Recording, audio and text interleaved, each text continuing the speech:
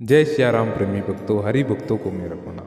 प्रेमी भक्तों, एक ऐसे व्यक्ति का अर्थात एक ऐसे बिरले भक्त का मैं विवरण आपको आज सुनाऊंगा जो आप सुनकर स्वयं आनंदित हो जाएंगे और भाव विभोर हो जाएंगे, क्योंकि ऐसे भक्त बहुत मुश्किल से मिलते हैं वर्तमान समय में। और ऐसे भक्त होते हैं जो चतुराई दिखा जाते हैं। अगर उनके सामने प्रभु आ जाते हैं तो वो उस मार्ग खोजने लगते कि अब आ गए, इस सामने खड़े हो गए तो तुरंत ऐसा मार्ग निकाले कि इस भवसागर से अर्थात इस मृत्यु लोक से आवन जावन का मार्ग बंद हो जाए हमेशा के लिए।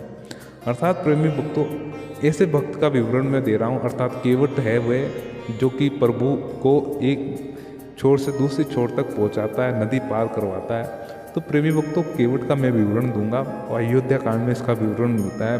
बहुत ही सुंदर विवरण मिलता है।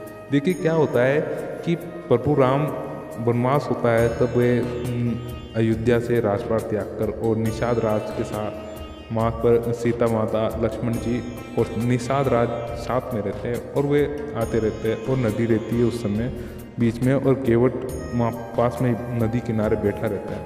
वो आते हुए श्री रामचंद्र जी को देख लेता है, वो पहचान जाता है तुरंत कि प्रभु आ गए, प्रभु श्री राम आ गए। अब अपन पहचान तो गया था मगर वो बैठा रहता है। मगर अब जैसे ही वे निकट आते श्री रामचंद्र जी तो सीता माता कहती है कैसा भक्त है, इतने भक्तगण हैं, इतने वृद्ध है, लूले लंगड़े बच्चे प्रभु राम को देखने के लिए आतुर होते हैं, इतनी भीड़ लगी रहती है, मगर ये तो प्रभु राम को देख कर ना तो खड़ा हुआ ना तो कुछ बात।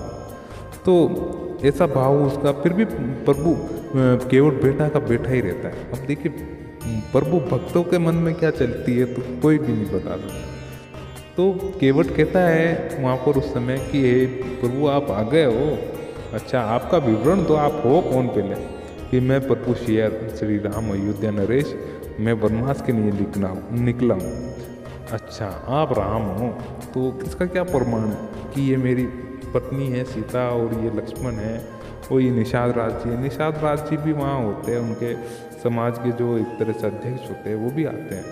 अब देखिए क्या होता है कि पहचान तो जाता है, मगर फिर भी वह थोड़ा चतुराई दिखाता है कि नहीं आपने, फिर ऐसा कहता है कि प्रभु आपके चरण ऐसे हैं कि जिसको छूते हैं अर्थात जिस शिला को छूते हैं, पत्थर को छूते हैं, वे सुंदर स्त्री बन जाते हैं, ऐसा मैंने सुना है।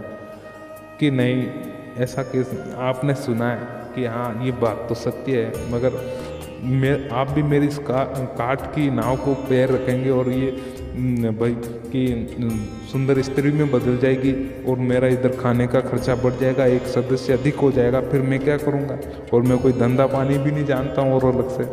तो प्रभु विवरण देखते हैं उस भक्त की बातों पे मंद मंद मुस्कुराते हैं कि हाँ ये भक्त भगवान की परीक्षा ले रहा है। देखिए कितना सुंदर विवरण दे रहे हैं। अब देखिए क्या होता आगे कि हाँ तो कि हमें उस नाव जाना है, केवट तुम्हारी नाव चाहिए और उतराई में तुम कुछ ले लेना। केवट पहले ही मना कर देता है, प्रभु मैं आपसे उतराई में तो लूँगा तो कुछ भी नहीं, मगर आपके ये जो चरण कमल है मैं उसका इनको धोना चाहता हूँ, पवित्र यानी इनका जल मैं मेरे परिवार और मेरे समाज जो भी मेरे निकट के हैं उनको सबको देना चाहता, पिलाना, चरण पाद का चरण जल पिलाना सबको चाहता हूँ। तो क्या करता है देखिए चतुराई देखिए प्रभु भक्त की।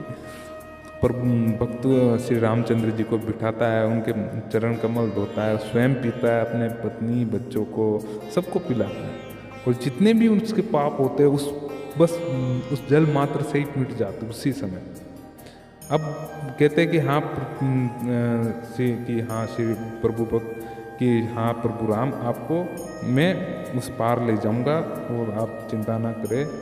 अब प्रभु भक्ति केवट गाना गाते हुए राम के गुण गाते हुए उस नदी पार कराने लग जाते हैं और नदी पार कर लेते हैं। उस दूसरे किनारे उतरते हैं और प्रभु राम सीता जी कहती कि इस भक्त को कुछ दोगे नहीं क्या, कुछ तो दो। कि अब राम जी कहते कि इसको अब क्या दें, मेरे पास तो कुछ है नहीं, ना तो कुछ सोने की चीज़ है ना तो हीरे की माला है, क्या दें। सीता जी समझ जाती है, प्रभु राम हाँ क्या सोच में पड़ गए। तब सीता जी कुछ उतार के देती कि ये दे दो, मेरा ये कुछ है देने के, कुछ ये पड़े हैं जो आप इसको ये दे दो, मोती वगैरह कुछ। तो केवट को देने लगते प्रभु राम की, ये लो तुम्हारी उतराई केवट। तो केवट हाथ जोड़ के कहता है कि प्रभु मुझको तो कुछ नहीं चाहिए, मैंने आपसे पहले ही कह दिया था कि मैं आपसे उतराई बिल्कुल भी नहीं लूँगा। यानी जो काम करने के बदले कुछ देते हैं उसको उतराई कहते हैं एक तरह से। तो केवट मना कर देता है कि प्रभु मैंने आपका काम की, मैं भी एक केवट हूँ, आप भी एक केवट हैं, अर्थात यानी मैं भी एक छोर से दूसरी छोर पहुँचाता हूँ, आप भी एक छोर तो दूसरी छोर पहुँचा देते हैं भक्तों को। अपना काम तो एक ही है, तो ये उतराई किस काम की है कि मैं आपसे कोई चीज़ कि इसको कुछ तो दो, सीता माता कहती इसको कुछ तो दो भक्त है आपका, कुछ तो दो प्रेमी भक्त को।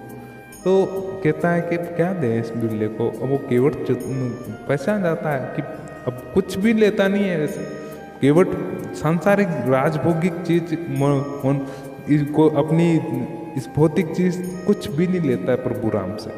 अब केवट क्या करता है वहाँ पर कि हे प्रभु, जैसे मैंने आपको यहाँ सेवा की है, आपको एक नाव से एक छोर से दूसरी छोर तक पहुँचा दिया है, यानी आपका एक थोड़ा सा मार्ग मैंने सरल कर दिया, आपको एक मार्ग से दूसरे मार्ग पर लिया है। बस मुझको अब जैसे मैं आपके कार्य को सफल किया है, वैसा भी मेरा भी कार्य करो। जैसे मैं आपके पास हूँ मरने के पश्चात, आप मेरी नैया पार लगा देना।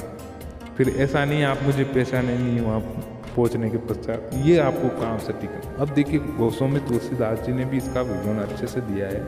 वो कहता है कि ऐसे बिरले भक्त मिलते कहाँ हैं। केवट ने अपनी चतुराई दिखाई और कैसे इस सहज ही मार्ग इस मृत्यु लोक से वे इसके आवागमन से मुक्ति पा गया और प्रभु के मोक्ष की प्राप्ति उसे जरूर हुई। अब प्रेमी भक्तों, ऐसे बिरले भक्त बहुत कम देखने को मिलते हैं। अयोध्या कांड में इसका विवरण है केवट का, प्रभु राम भक्त केवट का। आप स्वयं पढ़ें और इसका विवरण जानने की कोशिश करें कि केवट ने किस प्रकार, और भी अच्छे विस्तृत विवरण है, मगर मैंने थोड़ा सा इसको संक्षिप्त करके बताया है। अब प्रेमी भक्तों, आपको भी केवट ही बनना है, आपको भी लोगों की सेवा करनी है। लोगों के काम जहाँ वे कुछ समस्या में हैं उनकी सेवा करके, अर्थात कुछ ना कुछ आपकी बतौर तौर पे कुछ हो सकता है, आप किसी भी तरह से उनको सहयोग कर सकते हैं। सहयोग करके और काम पार लगाने की कीजिए, ताकि प्रभु भी ये देख के खुश हो जाए कि मानव जीवन में आपने मानव के प्रति कितनी सेवा दी है और मानव होके आपने सबकी सेवा की है इस मृत्यु लोक में। प्रेमी भक्तों, प्रभु राम के आशीर्वाद से और राम परिवार के संपूर्ण सदस्यों के आशीर्वाद से ही ये कथन मैं आपको कह रहा हूँ।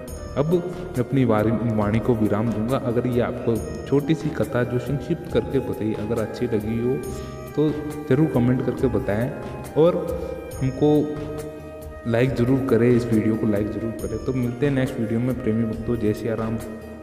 आपका सहयोगी चैनल को ज़रूर सपोर्ट करें। जय सिया राम।